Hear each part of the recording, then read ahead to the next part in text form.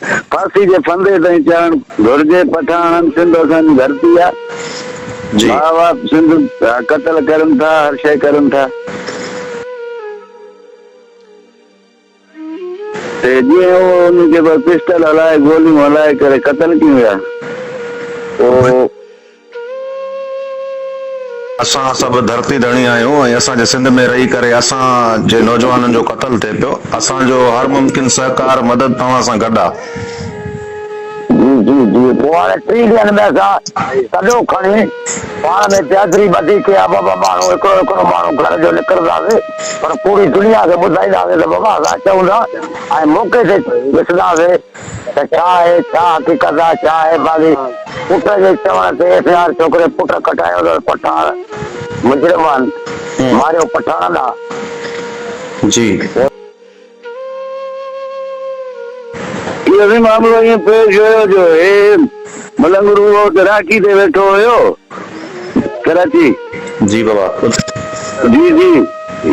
जीअं उते वियो त पोइ हिनखे पठान 3 ॼणा पठान हुया। हलो जी बाबा ॿुधा पियो। 3 ॼणा पठान हुया ते 2 ॿिया हुया नामालूम माण्हू 5 ॼणा हुया। जी ते जीअं उहो उनखे पिस्टल हलाए गोलियूं हलाए करे क़तल कयूं विया।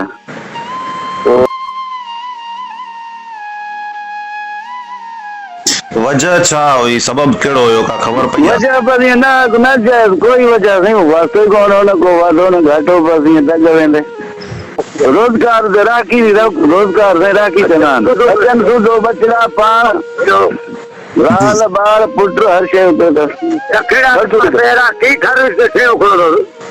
अच्छा, तव्हांखे पोइ कीअं ख़बर पई त नौजवान शहीद थी वियो आहे? असांखे इहा ख़बर पई त पिस्टल जा टाका ॿुधासीं। जी जीअं वियासीं त उहे हमरा भॼाया, बाक़ी हिन जे मथां वियासीं त उहो मौत जो छोकिरो पुट बि गॾु हुयो ज़ुल्फ़कार मौके ते।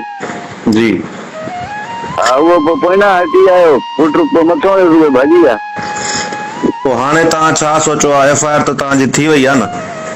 एफआईआर थी वई आहे सर। माण्हू गिरफ़्तार थिया आहिनि? हा माण्हू बि गिरफ़्तार थिया आहिनि। अच्छा, त हाणे सिंधी क़ौम तव्हांखे ॿुधे पई त तव्हांजो अञा वधीक कहिड़ो मुतालबो हूंदो इन हवाले सां? इंशाअल्लाह असांजो इहो मुतालबो हूंदो जंहिं कई आहे उनखे फांसी जे फंदे ताईं चढ़ण घुर्जे। पठान सिंध असांजी धरती आहे। मां बाप सिंध कत्ल करनि था, हर शइ करनि था। पर हेॾी वॾी नाजाइज़ी थी आहे तव्हां सां, त छा सिंधी माण्हुनि सिंध जे सियासी समाजी अॻुवाननि तव्हां सां को राब्तो कयो आहे? हा साईं करनि पिया। हा सिंध जा जेके बि आहे। जी जी जी जी ॿुधायो। जेके बि सिंध जा आहिनि न प्रेस सर जेके बि आहिनि मिसाल उहे सॼी राब्तो असां सां कयो आहे। ठीकु आहे। हाल अहिवाल पुछनि पिया त बाबा छा करिणो आहे, छा जीअं तव्हां पुछो पिया।